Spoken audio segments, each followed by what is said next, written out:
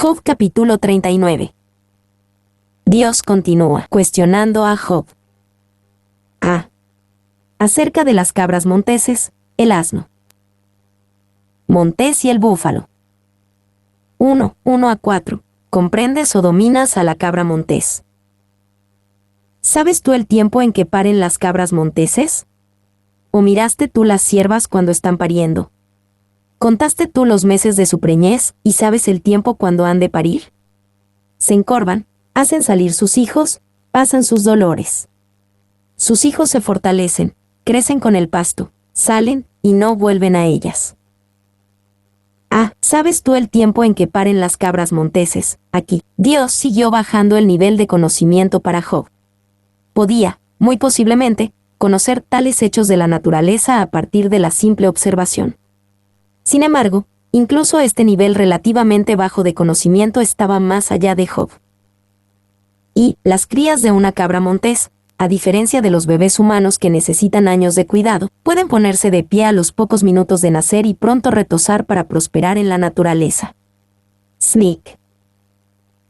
2. Aunque Job no conocía estos principios del orden natural, al mismo tiempo tenía que admitir que todo el orden natural parecía funcionar bastante bien.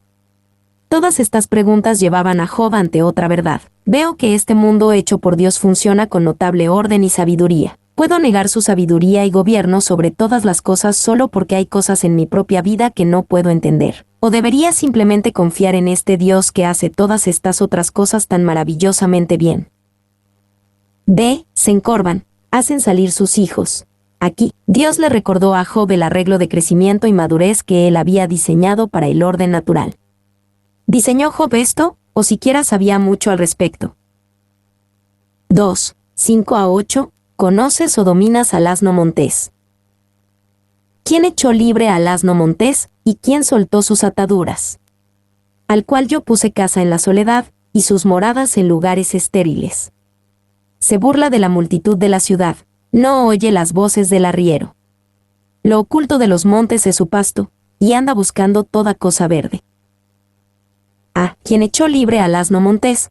Job no tenía conocimiento de estos hechos de la naturaleza. Tenía aún menos poder sobre los animales. Estas cosas pertenecían a Dios y no a Job. Y uno de los animales más admirados del mundo del Antiguo Testamento era el asno montés. Fue un cumplido y una promesa de una libertad envidiable cuando el ángel declaró que Ismael, Génesis 16:12, se convertiría en un hombre tipo asno montés. La criatura era admirada tanto por su libertad como por su capacidad para sobrevivir bajo las condiciones más duras. Sneak. Lo oculto de los montes es su pasto, y anda buscando toda cosa verde. Dios sabía cómo vivía y cómo era provisto el asno montés. Job obviamente no. ¿Y por qué una criatura tan débil e inofensiva como el asno montés es indomable, cuando los leones y tigres más salvajes han sido domados? ¿Y cómo llega a haber una diferencia tan grande entre el asno manso y el asno montés? No puedes dar razón. Paul. 3:9-12. ¿Conoces o dominas al búfalo? ¿Querrá el búfalo servirte a ti o quedar en tu pesebre? ¿Atarás tú al búfalo con coyunda para el surco? ¿Labrará los valles en pos de ti? ¿Confiarás tú en él, por ser grande su fuerza, y le fiarás tu labor? ¿Fiarás de él para que recoja tu semilla, y la junte en tu era? ¿Querrá el búfalo servirte a ti? Nadie dudaría que Job era más inteligente que un búfalo. Sin embargo, un búfalo no le serviría. Job carecía tanto de conocimiento como de dominio sobre el mundo natural. Y búfalo no es una traducción muy buena, ni tampoco la traducción de la versión King James en inglés de unicornio.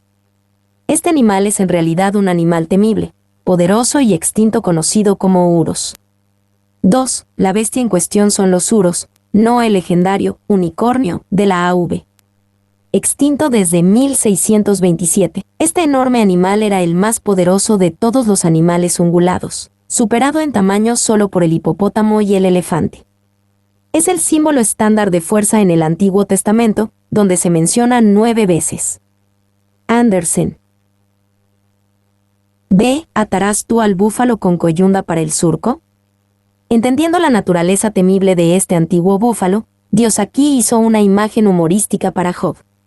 Uno podría imaginarse fácilmente a Job usando un rinoceronte para arar su campo o ponerlo en su granero. D. Sobre avestruces, caballos y gavilanes. 1. 13 a 18. ¿Comprendes al avestruz? Diste tu hermosas alas al pavor real, o alas y plumas al avestruz, el cual desampara en la tierra sus huevos, y sobre el polvo los calienta, y olvida que el pie los puede pisar, y que puede quebrarlos la bestia del campo. Se endurece para con sus hijos, como si no fuesen suyos, no temiendo que su trabajo haya sido en vano, porque le privó Dios de sabiduría, y no le dio inteligencia. Luego que se levanta en alto, se burla del caballo y de su jinete. Ah, diste tu hermosas alas al pavor real, o alas y plumas al avestruz. Dios aquí habla de las alas que se agitan orgullosas del avestruz que no puede volar. Quizás Job podría explicar por qué un ave que no puede volar tiene alas, o por qué una criatura alada no puede volar. ¿Y qué es lo que es? Un ave tonta, porque Dios así lo hizo. ¿Por qué? El relato cómico sugiere que en medio de la profusión de criaturas, algunas fueron hechas para ser útiles a los hombres, pero algunas están allí solo para el entretenimiento de Dios y el nuestro. Andersen. 2. Este pasaje es notable porque continúa el primer y único humor real en el libro de Job. Dejen en manos de Dios hacer un truco como este, forzando una sonrisa de Job en un momento en que el pobre hombre ha estado tan concentrado en su miseria. Mason. D. Porque le privó Dios de sabiduría. Aquí, Dios le recordó a Job que Dios es el dispensador de sabiduría. Él da o retiene como le place. Y la aparente crueldad con sus crías se deriva de la práctica de ahuyentar a los pequeños cuando llega la temporada de apareamiento. Sneak.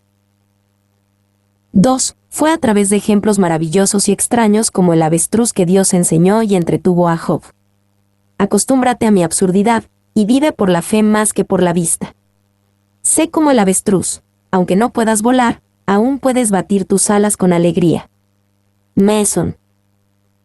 2. 19 a 25. ¿Entiendes o dominas al caballo? ¿Diste tú al caballo la fuerza? ¿Vestiste tú su cuello de crines ondulantes? ¿Le intimidarás tú como a langosta? El resoplido de su nariz es formidable.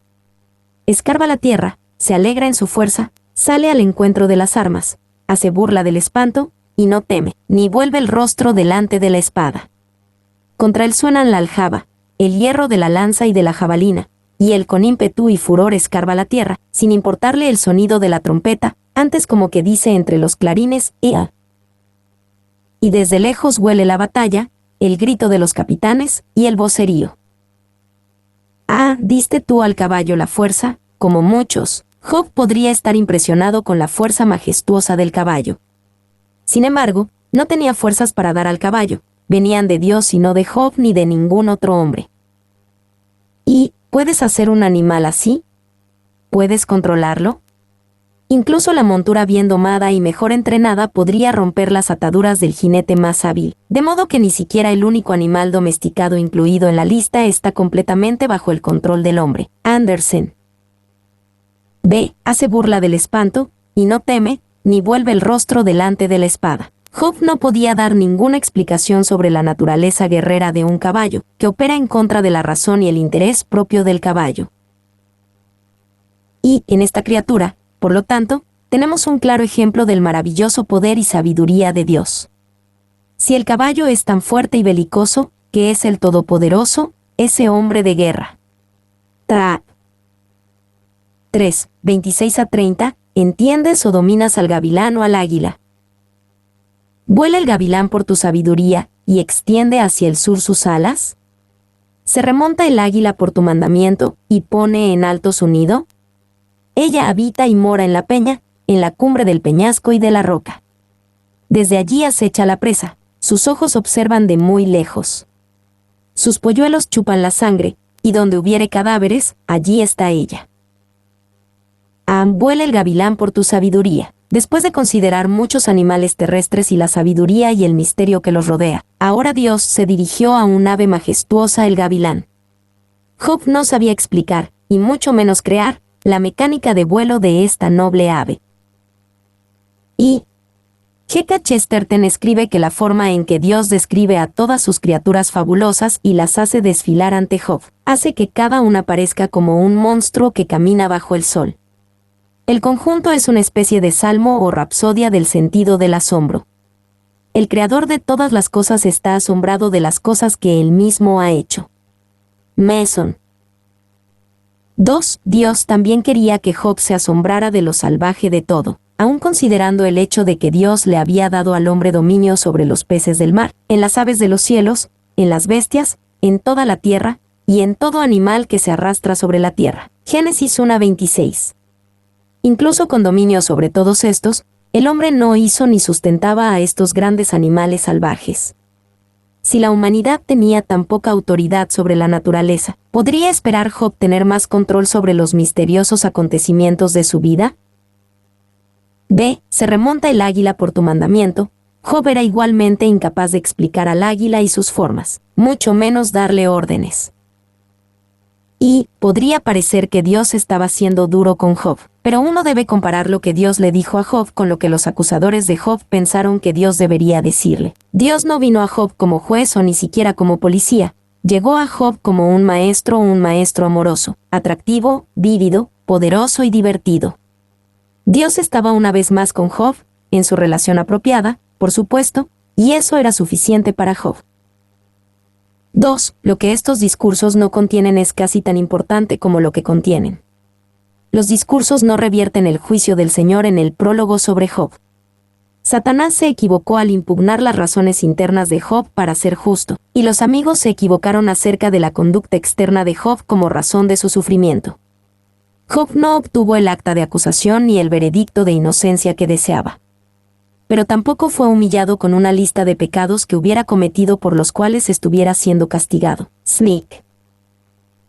3. Si nos parece exasperante que Dios nunca le dé a Job ninguna razón por su larga prueba de sufrimiento, entonces hemos perdido por completo el punto central de estos últimos capítulos. Si bien es cierto que la respuesta del Señor a Job no es ni lógica ni teológica, esto no es lo mismo que decir que Él no da ninguna respuesta. El Señor da una respuesta. Su respuesta es el mismo. Mason. 4. Un pensamiento, y solo uno, se pone en primer plano. El mundo está lleno de misterios extraños, inaccesibles y abrumadores que no puedes leer.